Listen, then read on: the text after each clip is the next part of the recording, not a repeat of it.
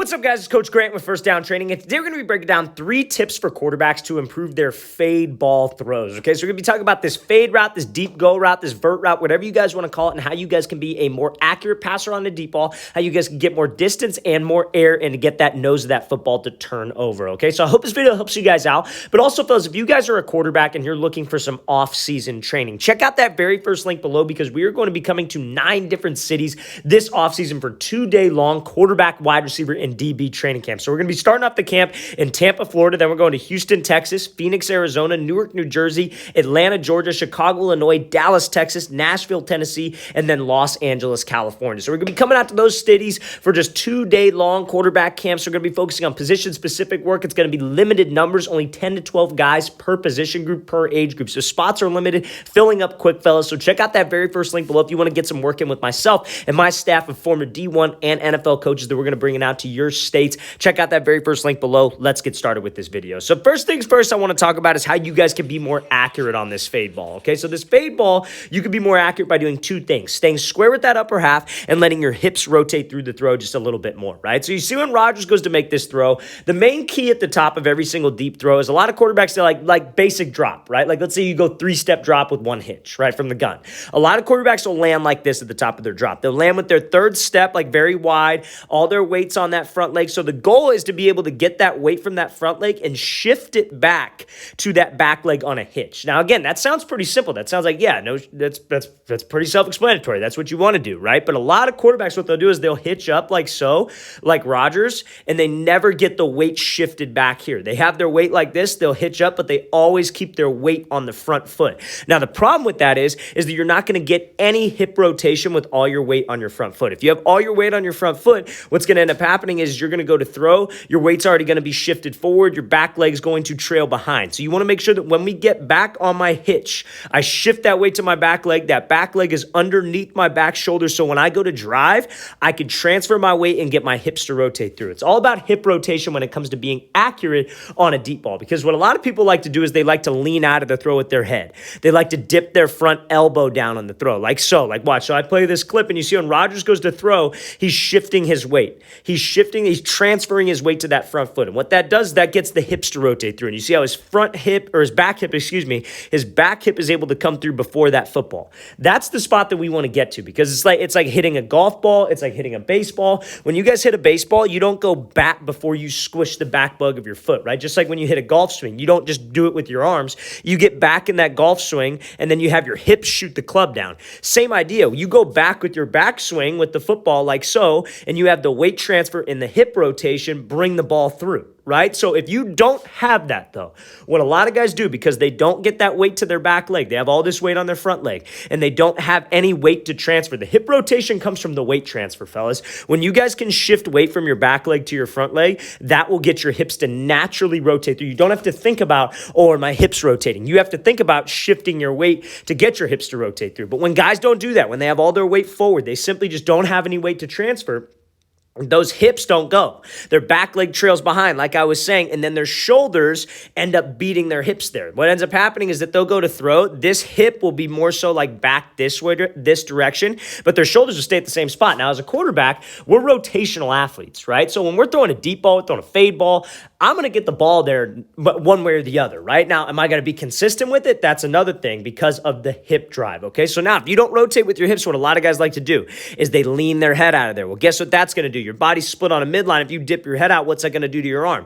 Your arm's going to fly outside your frame. A lot of guys have been taught that, oh, you want to swing your front elbow down for power. When you swing that elbow down, guess what that does? That's going to raise your release up high, and you're not going to be consistent, and you're not going to get that nose of the football to turn over. So it's all about your hips, fellas, because at the release point, we want to be just like Rodgers is right here. We want to stay nice and square to this throw. We go back, the hip rotation brings me through. It's almost like you're bringing your chest to your front hand. You want to bring your chest to your front hand because that allows you to stay square. Everybody loves to talk about, oh, that guy's a very twitchy motion. That guy has a lot of snap to his arm. He's throwing that ball like a whip. He's whipping the ball, right? That comes from your chest going to your front hand, you staying parallel with your hips and parallel with your shoulders in the direction of the throw and keeping your head level. That's how we can have a consistent release point. And you see Rodgers all the time. Everybody's like, oh, it's just like a flick of the wrist. Exactly. It's about hip rotation, dissociation, which is essentially that separation where your hips bring the upper body through like we were talking about. And then all it really comes down to is where you're flicking your wrist at. If your mechanics are clean and your arm slot is in a good position,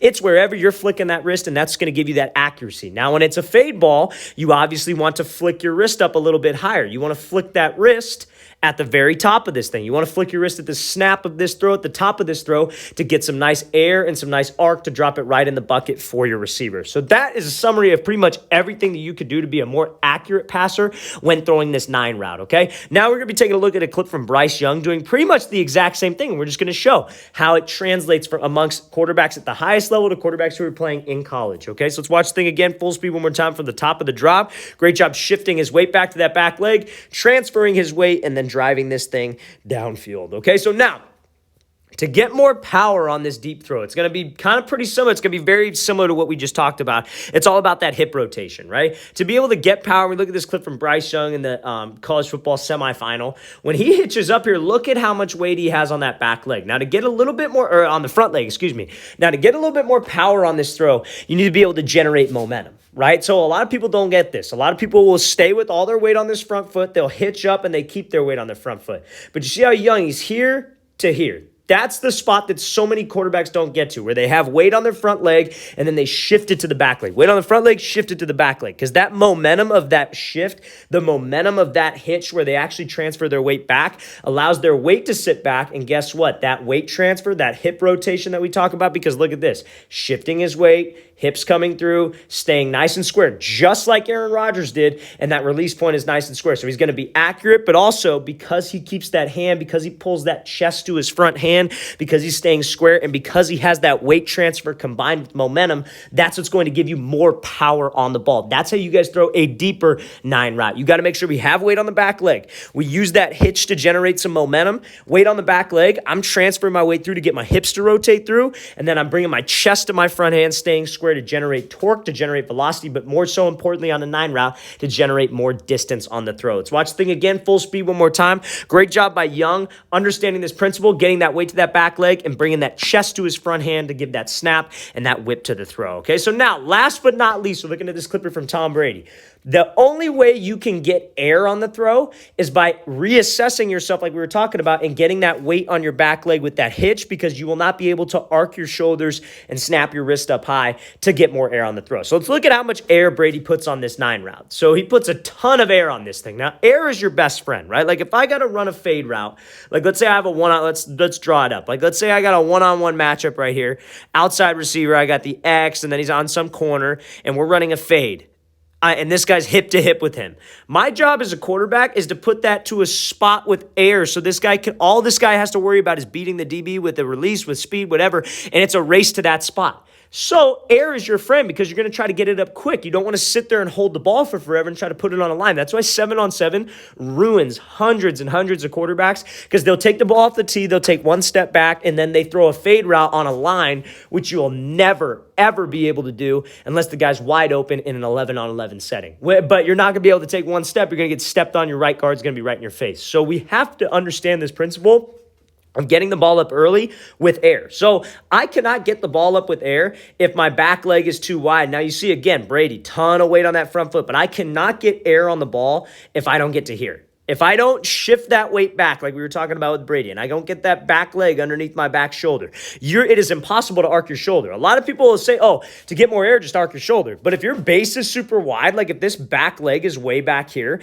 and you have a ton of weight on your front foot, you're not going to be able to arc your shoulder. It's going to be super awkward because you're not going to be able to transfer your weight. Your legs, your hips are going to lock out and you won't be able to transfer. But because that back foot's under the frame, you can really sit back on that back leg. You can really arc that front shoulder. And now I can transfer and have my weight go up and over, and I can snap my release up high. So it all comes down to that back leg. Everything that we have talked about here today, fellas, to be more accurate on a 9 ball, to have more air on the 9 ball, to get more distance on the 9, you got to make sure that alpha that hitch, I shift that weight to that back leg is under your frame so you could A, arc the shoulder, B, have more power, and C, not have to use your upper half to affect the release point to be more consistent on the throw. So it all comes down to this right here. Top of the 3-step, when I take a hitch, let's shift the weight back. Top of the 3-step, get the weight under your frame so I can transfer and let my hips to rotate right into this thing. Let's watch this throw again one more time for Brady. Great job getting the weight to that back leg. Great job using that momentum to get power and arcing that shoulder because of where the back leg was to get more air on this throw.